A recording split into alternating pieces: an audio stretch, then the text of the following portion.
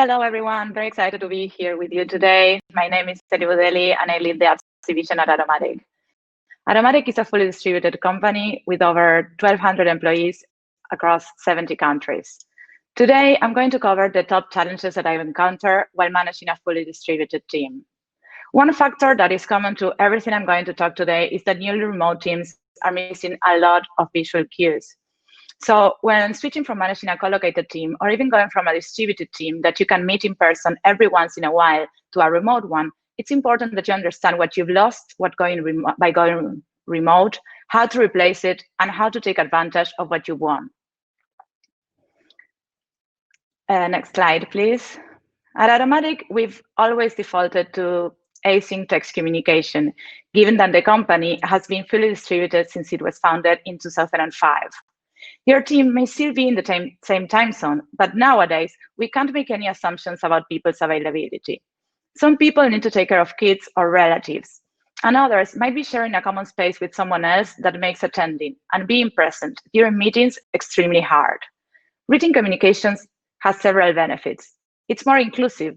There's a paper trail of the decisions that were made and why for others to refer to in the future. And the sole process of putting our thoughts in writing forces us to provide more context and question our own assumptions. Skewing toward communication in writing also sets a standard for transparency. A lot more people can be expected to read a document than can usefully or even possibly attend a meeting. When people's schedules are unpredictable and we're working over multiple time zones, it's easier to carve out time to focus on reading than a set meeting time. Finally, for a majority of people, it's harder to focus on video. And since video calls happen on our laptops, there are a lot more distractions at our fingertips. What's important to keep in mind, though, is that in written communication, silence is not agreement. It's much easier for people to skip commenting on something they disagree with than it is to stay silent in a meeting when they're explicitly asked for their opinion and commitment to the plan. Make sure you follow up with key people to hear their thoughts about what you published, and when practical, ask why they haven't shared their opinions publicly in the first place. A lot of people will be less comfortable with written communication. The fact that it's forever available can be very intimidating. English as a second language team members may feel their writing is below the expected standard. It's important that as a manager, you are supportive and available to review any critical communication for your team before it goes live. So let's start by moving as many communications as you can to text. Reconsider every meeting in your calendar, and the first one to go are status update meetings. Nurture a culture of reviewing and helping each other improve your written skills. Default to public access when possible. People learn many behaviors by imitation, but in remote environment, we just don't see enough of our colleagues for this to happen consistently. So we need to make our implicit expectations explicit. One of the biggest problems with remote work is how easy it is for people to disappear. When people do that, the team stops expecting anything from them, and then it can be hard to reintegrate them. When something surprises you, ask yourself what you missed. Is there anything that could have caused you to notice sooner?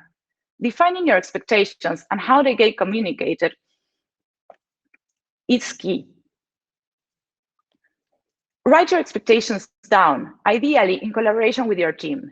Circulate them. Make sure that reading, understanding, and chatting with the lead about them is a part of every new team member's onboarding.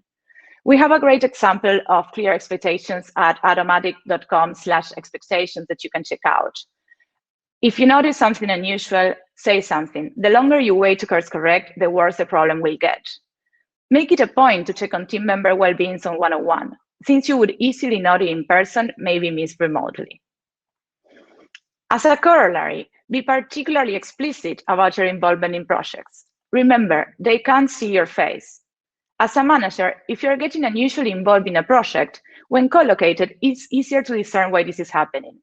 In a remote environment, it might be less clear, as people can constantly be aware of your body language and read your emotions. What are your reasons for getting involved? Is the project something you're passionate about? Are you afraid balls will be dropped? Are you having a hard time letting go of a previous responsibility? Or were mistakes already made and you're in damage control mode? Whatever the reason is, make sure to share it with your team. As for team cohesion, you will no longer have spontaneous social gatherings like lunch or happy hour. So you need to make sure to create instances where people get to know each other on a personal level. Effective teams really trust each other, but trust develops much faster when people get to share a physical space and chat about their lives and interests. Remote companies have rallied on meetups or offsites to fill this gap, but that's off the table now too. It's also very easy to notice when someone is not engaged in a meeting, when we are in the same room, or when there's a thought in their mind that they're not sharing. Video conference calls can be great for a lot of things, but this is not where they shine. Make sure to give everyone the opportunity to share their thoughts. Try to identify people that were not engaged during the meeting and reach out afterward for a debrief. One of the most valuable things Kate Houston, my previous manager, taught me is that on small calls, everyone needs to speak up.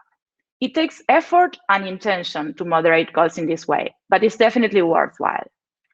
So, action items. Let's find new ways to celebrate milestones like releases and anniversaries.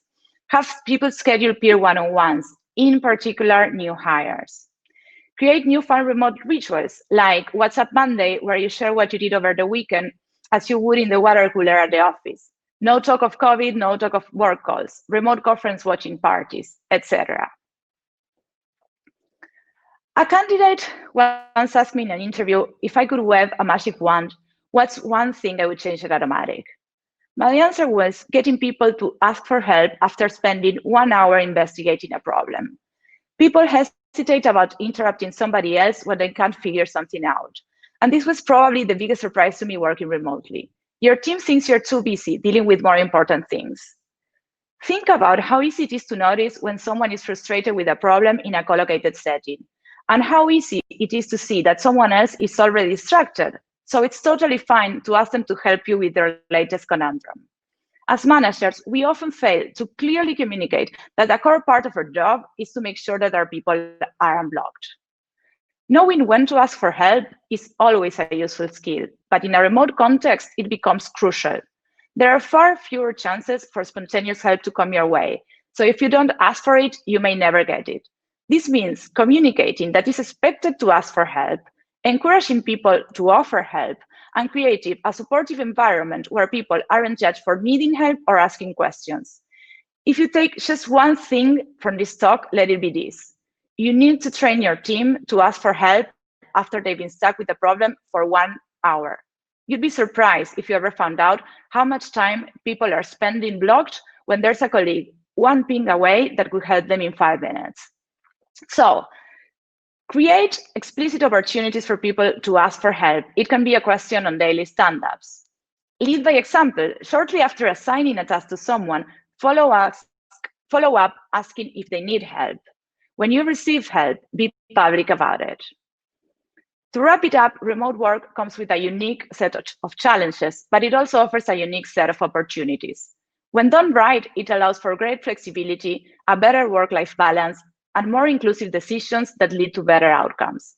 As long as you don't try to replicate the office environment in a remote setting, and you're mindful about what you lost and take as much advantage as you can of what you gain, you'll be able to build a new set of skills that will help you and your team support each other and do great work through this difficult time. If you want to read more tips about managing remote teams, visit kate.blog and read the latest post I co-authored with one of the best remote managers I've ever worked with.